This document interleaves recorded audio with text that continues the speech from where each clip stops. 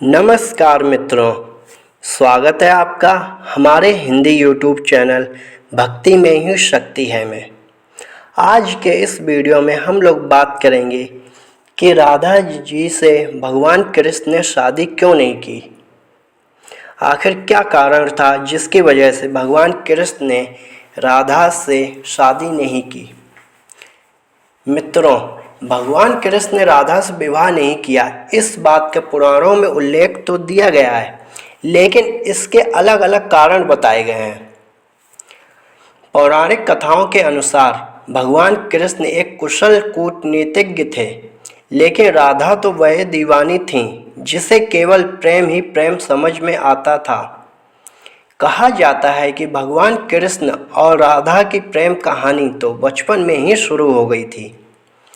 वैसे तो राधा कृष्ण से बड़ी थीं, लेकिन फिर भी उनके मन में भगवान कृष्ण के लिए प्रेम भाव जाग गया। यह बात तो हर कोई जानता है कि भगवान कृष्ण विष्णु जी के अवतार हैं, मगर राधा को लक्ष्मी जी का स्वरूप माना गया है और लक्ष्मी जी हर अवतार में उनकी पत्नी बनकर, मतलब भगवान विष्णु की पत्नी बनकर धरती पर अवतरित होंगी। इस बात का उन्होंने प्रण लिया था। इसी वजह से यह तो तय था कि भगवान विष्णु हर अवतार में देवी लक्ष्मी से ही विवाह करेंगे। श्री कृष्ण लीला का वर्णन करने वाले गर्ग मुनि की रचना गर्ग संहिता की माने तो श्री कृष्ण जब नंद बाबा की गोद में खेल रहे थे, तभी उन्हें एक अद्भुत शक्ति का आभास हुआ, जो और कोई नहीं राधा थीं। वह तुरंत ही फिर बाल्यावस्था छोड़कर यौवन अवस्था में आ गए। फिर उसी समय ब्रह्मदेव ने राधा कृष्ण का विवाह कर दिया।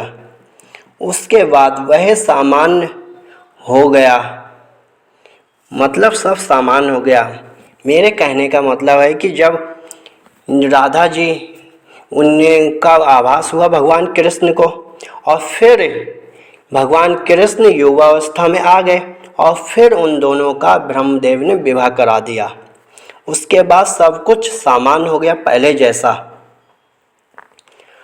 और विवाह के बाद ब्रह्मदेव और लक्ष्मी स्वरूप राधा जी दोनों अंतर्ध्यान हो गए और भगवान श्री कृष्ण वापस बाल्यावस्था में लौट गए।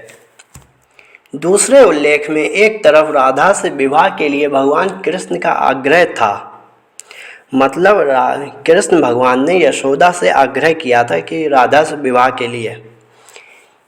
तब वहाँ पर यशोदा और नंद की मर्यादा बीच में थी। मेरे कहने का मतलब है कि फिर वहाँ पर मैया यशोदा ने कृष्ण भगवान को समझाते हुए कहा कि राधा तुमसे उम्र में बड़ी हैं और एक छोटे ग्वाला की पुत्री हैं, और साथ ही साथ राधा का विवाह कंस के सैनिक से तय हो चुका है। माता यशोदा के समझाने पर जब श्री कृष्ण हट करते हैं तो वह अपनी चिंता नंद बाबा को बताती हैं। नंद बाबा अपने पुत्र को लेकर गर्गाचार्य और संदीपनी ऋषि के आश्रम में जाते हैं। फिर संदीपनी ऋषि भगवान कृष्ण को समझाते हैं कि उनका जन्म धर्म की रक्षा के लिए हुआ है और वह अपने लक्ष्य से बिल्कुल ना भटकें। फिर कृष्ण ने अपने गुरु से कहा, उनका मन गांव ग्वाल जंगल में ही लगता है और वह वही रहना चाहते हैं। यह सब सुनकर गर्गाचार्य ने निश्चय किया कि अब समय आ चुका है कि भगवान कृष्ण को उनके जन्म के समय की सच्चाई बताई जाए।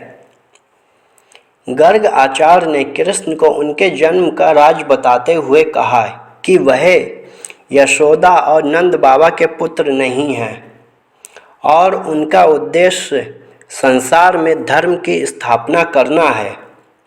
उस समय की भविष्यवाणी के अनुसार उस महामानव के आने की जन्म तारीख और समय वह सब श्री कृष्ण के सारे गुणों से मेल खाते हैं।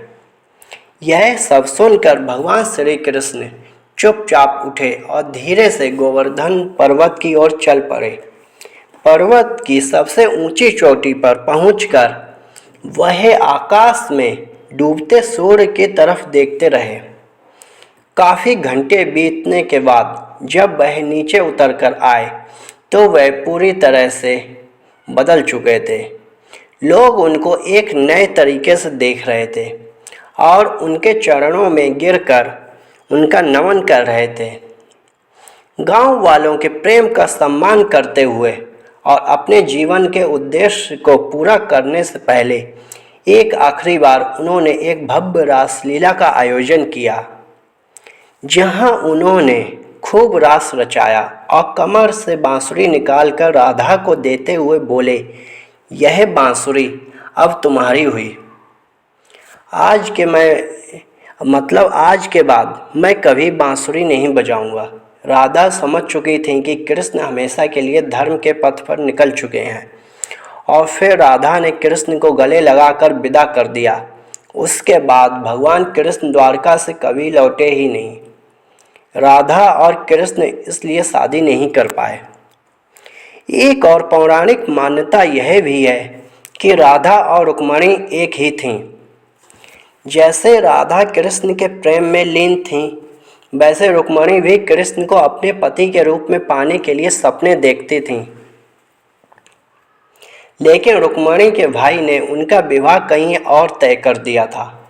लेकिन यह बात सुनते ही रुक्मिणी ने अपने भाई से कह दिया कि अगर उनका विवाह श्री कृष्ण से नहीं हुआ तो वह अपना प्राण त्याग देंगी। कृष्ण इस घटना से पहले रुक्मिणी को नहीं जानते थे, पर हैरानी की बात यह है कि फिर भी वह रुक्मिणी से विवाह करने के लिए चले गए।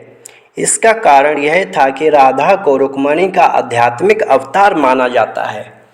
इसी के चलते राधा और रुक्मिणी एक ही थीं और इसके अनुसार कृष्ण का विवाह राधा स्वरूपी रुक्मिणी से ही हुआ।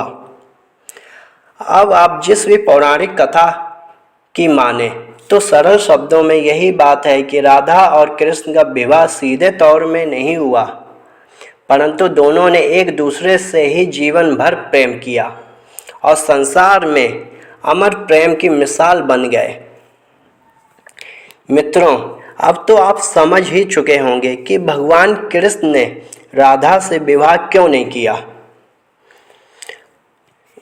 और मित्रों, अगर आपने अभी तक हमारे चैनल को सब्सक्राइब नहीं किया है तो सब्सक्राइब कर दीजिए और बेल के आइकन पर क्लिक ज़रूर करें, जिससे कि आपको हमारे आने वाले वीडियोज़ का नोटिफिकेशन मिलता रहे। धन्यवाद। जय श्री कृष्ण।